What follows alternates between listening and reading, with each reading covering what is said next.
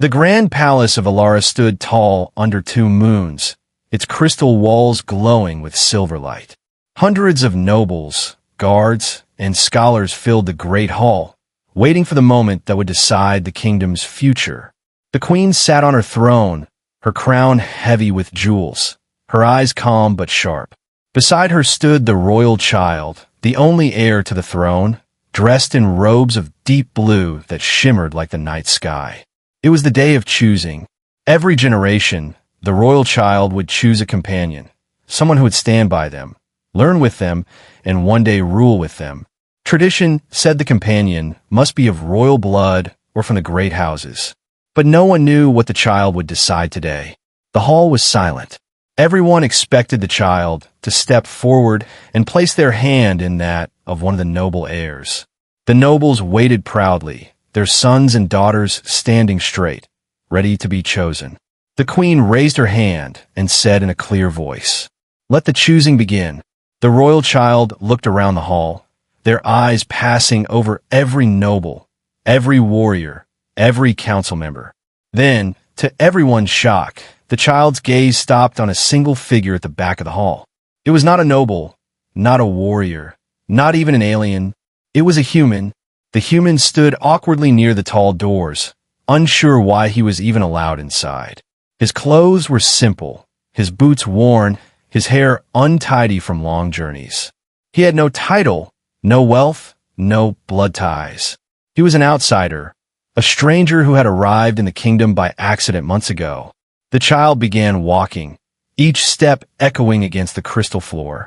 The nobles whispered angrily. "Surely not him," one hissed. "Impossible," said another. The queen narrowed her eyes, but did not speak. The child stopped in front of the human, their small hand rising slowly. The human's heart pounded. He had never imagined being part of this ceremony. He wanted to step back, but the child's eyes held him still. Then, in one motion, the royal child placed their hand into his. Gasps filled the great hall. Nobles shouted in protest. Some even stepped forward. "This is against tradition," they cried. "A human cannot be companion. It will destroy the kingdom." Guards looked at each other, unsure whether to draw their weapons or wait for orders. The queen stood, her presence filling the hall with power. Her voice cut through the noise. "Explain yourself, my child," she demanded. The royal child lifted their chin, their voice clear though young. "I have chosen, and I will not change it." The human felt the weight of every gaze in the room. He wanted to speak, to say he had not asked for this. But words caught in his throat. He could only stare at the small hand holding his, warm and unshaking. The queen's eyes darkened. "This choice will bring unrest. It will bring danger," she warned. "Do you understand the risk?" "Yes," the child said, "but he is the one." The hall erupted again. Whispers of prophecy spread quickly among the scholars. Ancient texts had spoken of a time when the heir would choose outside the bloodline, and the fate of the kingdom would turn. Some feared it meant ruin. Others believed it meant salvation. The human's mind raced. He remembered the night he had crashed on this alien world, lost and broken. He remembered how no one trusted him, how every glance carried suspicion. And now, in one strange twist, the royal child had tied his fate to theirs. The queen stepped down from her throne, her tall figure moving closer. She looked straight into the human's eyes. "You do not belong here," she said quietly, only for him to hear. "Yet my child has bound you to our blood, and I cannot undo it." Her voice grew colder. "Know this, human. If you betray us, you will not live to regret it." The child tightened their grip on his hand, as if to shield him from her words. The human swallowed hard, his throat dry. He had come here by accident, but now he stood in the center of destiny. Everyone in the kingdom would hate him, some would try to kill him, and he did not even understand why the child had chosen him. The queen raised her hand again, silencing the hall. "Then let it be declared," she said, her voice heavy. "The companion has been chosen." The nobles roared in outrage, their cries shaking the hall. The guards shifted uneasily. The scholars scribbled furiously, whispering of prophecy. And through it all, the royal child did not let go of the human's hand. The human looked at the child, confusion and fear in his eyes. But the child only smiled faintly and whispered, "You will see, this changes everything." And in that moment, under the silver light of 2 moons, the fate of a kingdom began to turn. The great hall was still buzzing with anger long after the choosing ended. The nobles stormed out in groups, their voices sharp and furious. Some swore they would never bow to a companion who was not of their blood. Others whispered in dark corners that the queen's line had been cursed. But the child held the human's hand until the last noble had left. The human, named Elias, stood in silence, his heart beating fast. He was not ready for this, not ready to carry the weight of a kingdom's hate. He had been a wanderer, drifting from colony to colony, searching for work, searching for meaning. When his ship crashed near the borders of Alara, he had barely survived. The queen's guards had found him and brought him in, not out of kindness, but suspicion. For months he had lived as a guest, but treated like a prisoner. Always watched, always doubted, always reminded that humans had once been enemies. Now, because of the child's choice, everything had changed. He was no longer invisible, no longer ignored. He was the center of every eye, the center of every plan, and he did not understand why. That night, the queen summoned him to her private chamber. The walls glowed faintly with blue crystals, and guards stood like statues outside. The queen looked tired, her crown set aside, her hands folded as if she carried a burden too heavy to bear. "Do you know what you're walking into, human?" she asked. Elias bowed awkwardly, unsure of their customs. "No, your majesty," he admitted. "I don't understand any of this." Her eyes narrowed, sharp as blades. "My child has bound you to the throne," she said, "but this kingdom does not forgive outsiders. You will be watched, judged, and hunted. Every mistake you make will be used as proof you should never have been chosen." Elias clenched his fists. "I didn't ask for this," he said. "I didn't want it." The queen's lips curved in a bitter smile. Yet fate rarely asks what we want. Before he could speak again, the door opened, and the royal child walked in, their eyes bright, their steps firm. "Mother, you doubt him," the child said, "but I believe." The queen turned sharply. "You believe too easily, my heir. Belief is not enough to save a kingdom." But the child only shook their head. "You'll see," they whispered, "he is the one." That night, Elias lay awake in the small chamber they had given him. He stared at the ceiling of polished stone, listening to the distant hum of the palace crystals. Why had the child chosen him? What made him different from anyone else? Was it pity? Was it rebellion? Or something deeper? The questions twisted in his mind until sleep finally dragged him down. The next morning, his life as companion began. He was brought to the council chamber, where nobles sat in a circle of crystal chairs. Every gaze cut into him like a blade. The queen sat at the head, her child beside her. Elias stood at the center, feeling like prey surrounded by predators. "State your name." A noble barked.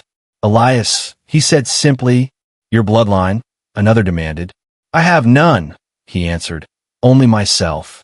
Laughter filled the chamber, cruel and sharp. A man with no name, no family, no power. This is who the heir has chosen? He is nothing.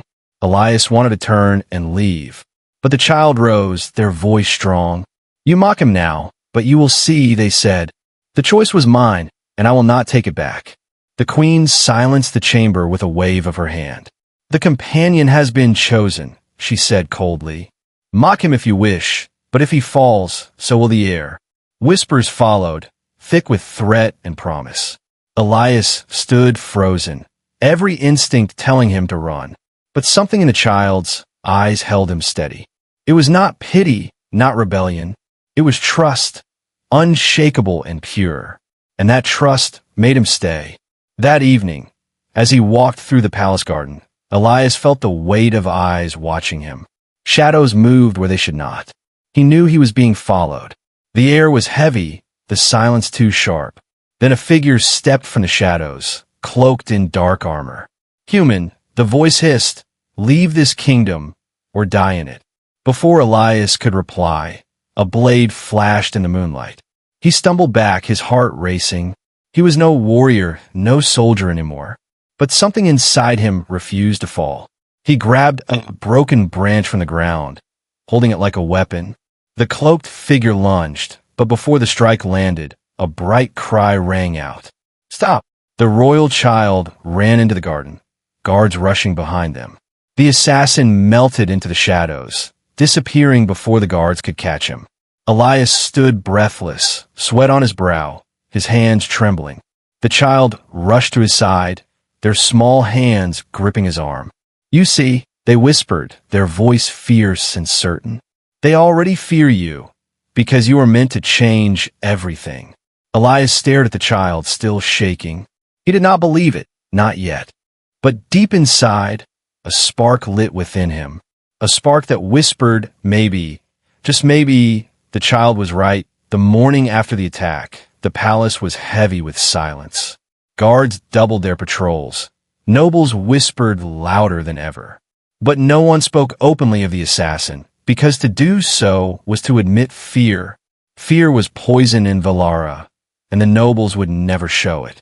Elias sat in the chamber given to him, staring at the cut in his sleeve where the blade had missed. His hand shook when he touched it, remembering how close death had come. He had faced danger before, but this was different. This was not survival in the void, not hunger on a broken ship. This was the weight of a kingdom that wanted him gone. The royal child entered without knocking, their face calm, but their eyes bright. "You lived," they said softly, as if stating a truth already known. Elias gave a tired laugh. "Barely," he replied. The child sat across from him, folding their small hands. "They will not stop, not until you prove them wrong." Before Elias could answer, the chamber door opened again. 3 robed scholars stepped inside, their scrolls glowing faintly with crystal ink. They bowed low to the queen, who followed close behind. Her presence filled the room like cold fire. "These men bring whispers of prophecy," she said, her voice sharp. "Let them speak, and you will see what storm you have walked into." The eldest scholar unrolled a scroll, his voice trembling as he read. "When the heir chooses beyond blood, the companion shall be the key. He will bring ruin, or he will bring salvation. The crown will fall, or the crown will shine brighter than the moons." The words struck Elias like a stone. He shook his head. "That cannot be about me," he said. "I'm no savior. I'm no ruler." The second scholar raised his hand. "The prophecy is old, older than the queen's line. It speaks of a human who would stand at the side of the heir, a human whose heart would either unite or destroy." The queen's eyes burned into him. "You see why I cannot trust you," she said coldly. "You are not just a burden. You are a weapon of fate." Elias stood, anger rising in his chest. "I never asked for this. I never wanted to be part of your fate." But the child's voice cut through the tension. "I chose him," they said firmly, "and I will not change my choice." The scholars bowed again, leaving the chamber, but their whispers followed. Ruin or salvation, ruin or salvation. That night, Elias walked the palace corridors alone. Every step echoed with the weight of prophecy. He remembered faces from the council, eyes filled with hate. He remembered the assassin's blade, and he asked himself the question that would not leave. What if they were right? What if he was a ruin? In the garden, under the twin moons, he found the royal child waiting. They looked up at him, their voice quiet. "Do you believe in destiny?" they asked. Elias shook his head. "I believe in choices," he said, "and I've made too many wrong ones." The child smiled faintly. "Then make the right one now." Their words lingered between them, soft but heavy. For the first time, Elias saw not just a child, but an heir who carried a kingdom on fragile shoulders. And somehow, that heir had chosen him. He did not understand it, but he felt the truth of it, like gravity, pulling him into a future he had not asked for. Days passed, and the kingdom grew restless. Whispers spread through markets and temples. "The heir has chosen a human," They said, "A cursed choice, a doomed choice." But others whispered different words. Maybe it is the prophecy, maybe he is the key. The council met again, and this time the tension broke in a fire. One noble stood, his voice thundering. "This human is a threat. The prophecy proves it. We must remove him before he brings ruin." Others shouted back, "And if he is the savior? Do you want to be the ones who destroy salvation?" The chamber exploded in argument, voices clashing like swords. The queen silenced them with a single word. "Enough." Her gaze cut to Elias. "You hear them," she said. "You see the fire you have lit. Prove to me you are more than a shadow in prophecy. Prove you can stand as companion." Elias swallowed hard. "How?" he asked. The queen's lips curved in a cold smile. "By surviving what comes next." That night, as the moons reached their highest point, Elias was led to the training grounds. Warriors in armor circled him, their weapons gleaming. The queen stood above, watching, her child at her side. "This is not to kill you," she said. "This is to test you. If you fall, prophecy dies with you." The first warrior lunged, and Elias barely dodged. He was no master of combat, but survival had taught him speed. The second came, blades flashing. Elias stumbled, rolled, grabbed his staff from the ground. Sweat poured down his face as he blocked strike after strike. Every breath was pain, every moment a choice between giving up or standing. The child rushed to his side, helping him stand. Their eyes shone with pride. "You see," they whispered to the queen, "he is stronger than you think." But as Elias looked at the queen, he saw no pride, no trust, only the weight of prophecy, heavy and cold. And he realized with a chill that this was only the beginning. The test and the training grounds spread like wildfire across Velara. Some said the human had survived only because the queen had ordered mercy. Others claimed he had shown skill no outsider should possess. But every whisper, every rumor carried the same dangerous question. Was he the ruin or the salvation of the kingdom? The queen sat long hours with her council, her voice sharp, her patience thin. Rebellion stirred on the outer borders, trade ships were ambushed, and rival houses began raising private armies. The choosing had not only shaken the palace, it had shaken the kingdom itself. And now enemies old and new looked to strike. Elias walked the palace corridors, watched by guards, judged by nobles. Every look reminded him that he did not belong. He had lived his whole life unwanted, drifting from one colony to another. But here, in this kingdom of crystal towers and silver moons, he felt the weight of 1,000 eyes pushing him down. The royal child, however, never wavered. They dragged him into council meetings, into strategy halls, into long debates with generals. When nobles sneered at him, the child's voice rose to defend him. When warriors challenged his place, the child reminded them, "He was my choice. My choice is law." Still, doubt poisoned the air. The queen herself remained torn, her eyes sharp whenever they met his. She wanted proof, something undeniable, something beyond survival. But Elias had nothing to offer except himself. One evening, as the moons cast pale light over the council chamber, the rebels sent their message. A flare of fire lit the sky. Then a soldier rushed in with news that froze the room. The rebels had attacked the eastern province, burning villages, taking hostages. Among the hostages was a noble child, cousin to the heir, blood of the queen's own line. The council erupted. Some demanded war, others begged for negotiations. But all eyes turned to Elias when one noble spat. "This began with him. Let him go and beg for peace. Let him be the one to pay the price." The queen's jaw tightened, but she said nothing. It was the royal child who spoke first. "No," they said firmly, "he will not be given away. He will stand with me here." The council broke into louder argument, the chamber echoing with rage. Elias wanted to shout that he had nothing to do with rebels, nothing to do with politics. But before he could speak, the queen raised her hand, silencing all. "If he is truly meant to stand with my heir," she said coldly, "then he will prove it." Her gaze turned to Elias, heavy as stone. You will go with the generals to face the rebels. You will stand in the council of war, not as prisoner, not as bait, but as companion. The nobles erupted again, but the queen's decision was law. That night, Elias stood on the palace balcony, staring at the horizon where smoke rose from the east. The child joined him, their small figure wrapped in silver robes. You look afraid, they said softly. Elias gave a hollow laugh. I've always been afraid, he admitted, but now the whole kingdom wants me to fail. The child shook their head. Not the whole kingdom, they whispered, not me. Their words warmed him more than the twin moons above. For the first time since the choosing, he felt something like belonging, but it was fragile, fragile as glass, and the fire of war was rising to break it. 2 days later, Elias rode with the generals to the war camp. Crystal banners flew, alien war machines hummed like beasts. The soldiers stared at him with suspicion, muttering curses under their breath. To them he was not a companion, not a leader, only a symbol of prophecy's threat. Still, he walked among them, forcing himself not to flinch.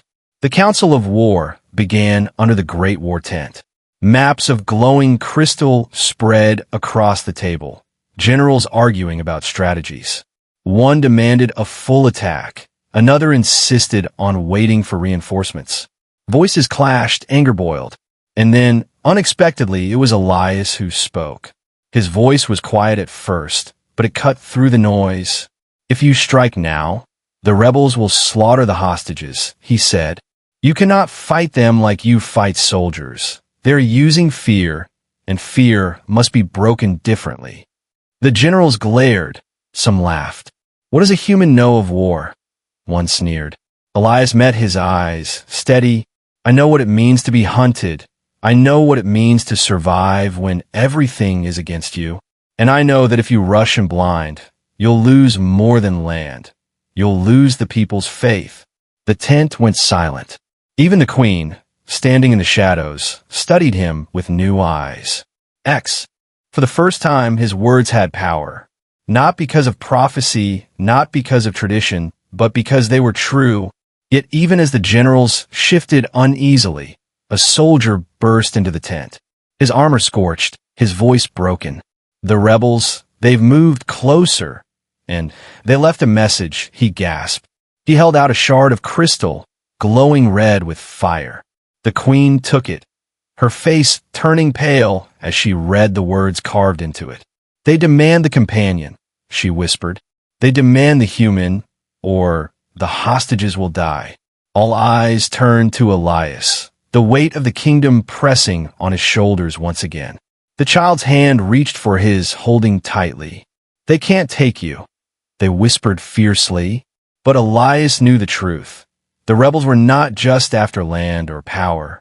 They were after him, and the prophecy that followed his every step. And as the war camp fell into chaos, Elias realized that his choice would decide not only his own fate, but the fate of the kingdom itself. The rebels' demand echoed through the war camp like thunder. Give us the human, or the hostages die. Soldiers muttered curses, nobles sneered, and generals argued. Some saw the demand as proof. Elias was a curse, a weakness to be cut away. Others feared that giving him up would only make the kingdom look weak. Elias stood in the center, every eye on him. He felt the weight of their hatred, the sharp edge of their fear. But then a small hand slipped into his, grounding him. The royal child looked up, their voice soft but certain. They will not take you, they whispered. Elias wanted to believe, but doubt twisted in his chest. That night, the queen summoned him to her private tent. Her face was calm, but her eyes burned like fire. You are a danger, she said, but also an opportunity. If the rebels want you, then you're not powerless. You are valuable. Elias frowned. You mean to use me as bait, he said. The queen did not deny it. If it saves my people, yes. Her words cut deep, but Elias understood. A queen could not think as a mother. A queen had to think as a ruler. Still, he wondered, was he just a pawn in her hands or something more? When he left the tent, the child was waiting. They walked with him under the pale light of the moons. "You are not bait," they whispered. "Not to me." Elias looked at them, surprised by the fierceness in their voice. And for the first time, he felt a bond that went beyond duty. It was trust, fragile yet strong, like a flame refusing to die in the wind. The next day, the war camp prepared for battle. Scouts reported the rebels moving fast, bringing the hostages close to the border. Tension grew heavy, soldiers sharpening blades, war machines roaring to life. The queen stood tall, issuing orders, while the generals formed their lines. But Elias felt the storm building, and he knew it would not break clean. When the rebels attacked, they came not with soldiers, but with shadows. Dozens of cloaked figures slipped into the camp at night. Blades glinted, torches burned, chaos erupted. Elias woke to the sound of shouting, the crack of fire. He grabbed a staff, rushing into the night. Soldiers clashed with rebels, the air thick with smoke. And then he saw it. The rebels had broken past the guards, heading straight for the heir's tent. Elias ran, his legs burning, his chest heaving. He reached just as a rebel lifted a blade above the child. Without thinking, Elias threw himself forward. The blade cut his arm, blood spilling, but he shoved the rebel back. He struck with the staff, clumsy but desperate, until the attacker fell. The child stared at him, wide-eyed. "You saved me," they whispered. Elias winced, clutching his wound. "I wasn't about to let them take you," he said. More rebels came, but guards finally poured in, driving them back. The child stayed close, refusing to leave his side. By dawn, the attack had failed, but the camp lay in ruins. Fires smoldered, soldiers tended to the wounded, and word spread quickly. The human had saved the heir. The human had bled for the kingdom. Some soldiers began to look at Elias differently.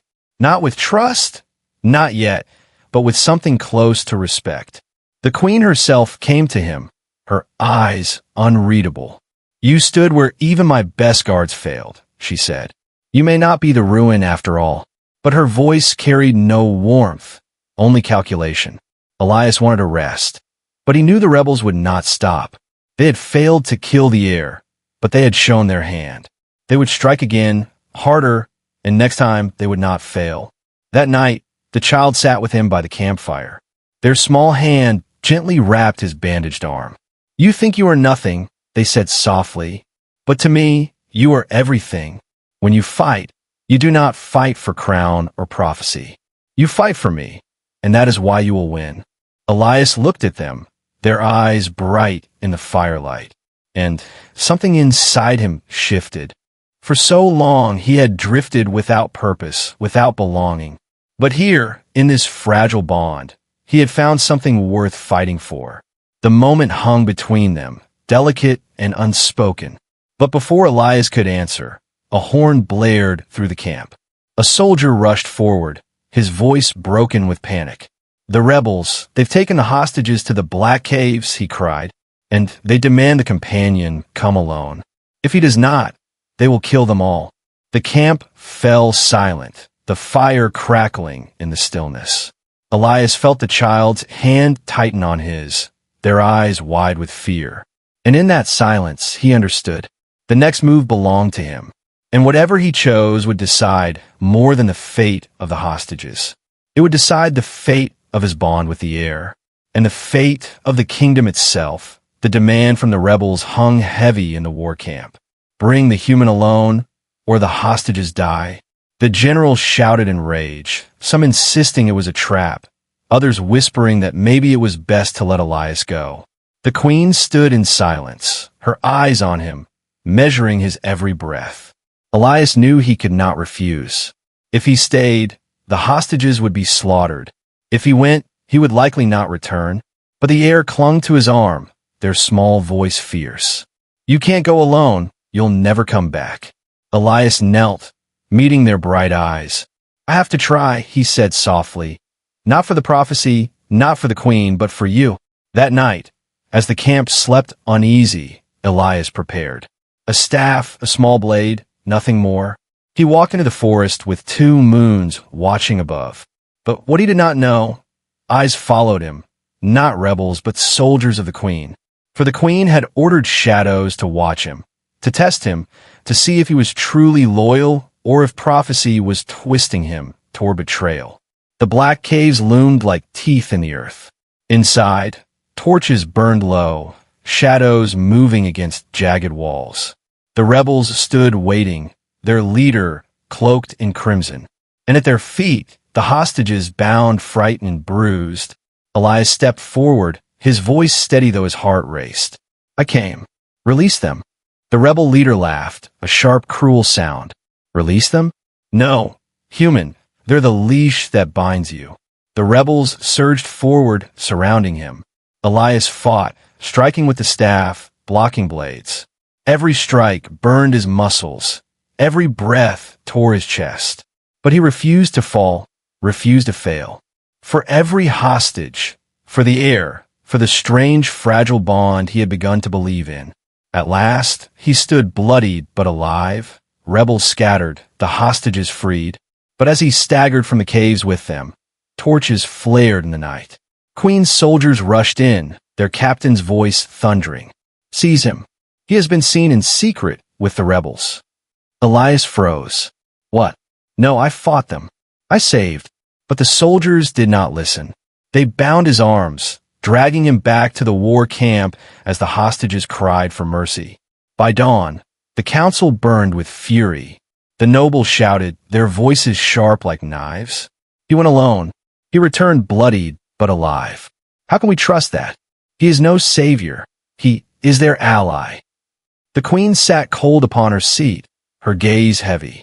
And though the hostages begged, though the air wept at her side, she gave no answer, only silence.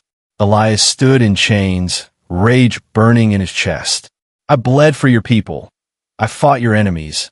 I saved your bloodline. And this is what you see? A traitor?" The queen's lips tightened. Sometimes, human, the line between savior and betrayer is thin, too thin to risk a kingdom. But the air leapt to their feet. "No," they cried. "He saved me. He saved us all. If you cannot see the truth, then perhaps the throne does not deserve him." Gasps echoed through the chamber. The air's words cut deeper than any blade. The queen rose slowly, her voice sharp. "You are blinded by youth. You see only trust, not the danger beneath it." But the air's eyes blazed. "I see more than you. I see him, and I believe." That night, locked in a guarded tent, Elias felt the weight of betrayal pressing on him. He had done everything to prove himself, and still they turned against him. Still they saw him as nothing but a curse. But then, when the guards changed at midnight, the tent flap opened. The air slipped inside, their face pale but determined. "I won't let them break you," they whispered. And in their eyes, Elias saw something stronger than hope. He saw love, unspoken, dangerous but real. Before he could answer, the air pressed a small crystal into his hand. "It is a key. It will open your chains. You must leave. You must prove the truth outside their walls. Only then will they see you as more than prophecy." Elias stared at the crystal, torn between escape and surrender. If he left, they would call him traitor forever. If he stayed, he would rot in chains, powerless. But the air's hand closed over his, their voice trembling. "Trust me, Elias.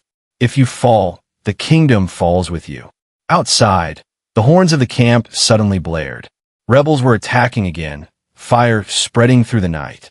Shouts and screams filled the air, chaos tearing the camp apart. The air's eyes widened. "It's now or never," they whispered, and Elias knew his next step would decide everything. The horns of alarm shook the war camp. Rebel fire blazed against the night, soldiers shouted, and the clash of steel filled the air. Elias stood with the crystal key in his hand, his chains biting into his wrists. The air's eyes shone with fear, but also with hope. "Go," they whispered. "Prove them wrong. Prove me right." With a twist, the crystal dissolved the locks, the chains clattering to the ground. Elias rose, his body weak from wounds and betrayal, but his spirit burning. He was no pawn, no curse, no prophecy's puppet. He was himself, and he would fight, not for the queen, not for the nobles, but for the child who believed in him. The tent burst open as a rebel stormed in, blade raised. Elias moved fast, grabbing the fallen chain and striking hard. The rebel collapsed, and Elias took his weapon. "Stay hidden," he told the air, but they shook their head. "Not without you." Together, they ran into the chaos. The camp was a storm of fire and blood, rebels clashing with soldiers, smoke choking the air. At the center of it all, the rebel leader in crimson armor cut a path toward the queen's command tent. If the queen fell, the kingdom would fall with her. Elias fought through the crowd, every strike born of desperation. Soldiers and rebels alike turned their eyes to him. Some shouted in fury, others in awe. The prophecy was no longer words in old scrolls. It was alive in the chaos of battle. The queen herself fought with a blade of glowing crystal, her guard tight around her. But the rebel leader broke through, faster, stronger, his weapon aimed at her heart. Elias surged forward, slamming into the rebel with all his weight. The two crashed to the ground, rolling across blood-stained earth. "You don't belong here," the rebel spat, his voice filled with hatred. "You are the ruin that will break their crown." Elias pushed back, his eyes blazing. "No," he growled. "I'm the choice that will save it." The fight was brutal, steel against steel, strength against will. Elias was weaker, slower, but he had something the rebel did not. He had trust, fragile yet unbreakable, given by the air, and it gave him the fire to stand again, even when his body begged him to fall. At last, with one desperate strike, Elias drove the rebel's own blade into the ground beside his head. The leader froze, the fight slipping from his eyes. The soldiers surged forward, seizing him, the battle breaking as rebels scattered into the night. The camp fell silent except for the crackle of dying fires. Elias stood bloodied, his chest heaving, his arm trembling with pain. The queen looked at him, her expression unreadable. He had saved her life, saved her throne, and yet he was still the outsider. But before she could speak, the air stepped forward, their voice carrying across the camp. "You all doubted him," they cried. "You all feared him. But he fought where others fell. He bled where others ran. He is no ruin. He is the companion, my companion. And with him, our kingdom will rise." Silence fell, then slowly voices rose. Not in protest, but in agreement. Soldiers who once cursed his name now bowed their heads. Nobles who once spat at him now looked with reluctant respect. The queen's gaze softened, just for a moment. "You have proven yourself," she said quietly. "You are no longer outsider. You are family." Elias staggered, the weight of her words sinking in. For the first time in his life, he was not drifting, not unwanted. He belonged, not because of prophecy, but because he had chosen to fight. The air reached for his hand, their small fingers curling around his. "You see," they whispered, "I told you, you would change everything." Elias smiled faintly, though his body ached and his heart carried scars. "Yes," he whispered back, "but you changed me first." The moons shone above, silver light washing over the battlefield. The kingdom had survived the storm. The queen had her throne, the nobles had their peace. But it was not the prophecy that had saved them. It was trust, fragile yet fierce, between a child heir and a human who had once been nothing. And though war would come again, though enemies would rise, Elias knew one truth burned brighter than any prophecy. Together, they could face whatever came. For he was no longer outsider. He was chosen. And in that choice, the fate of a kingdom had been changed forever.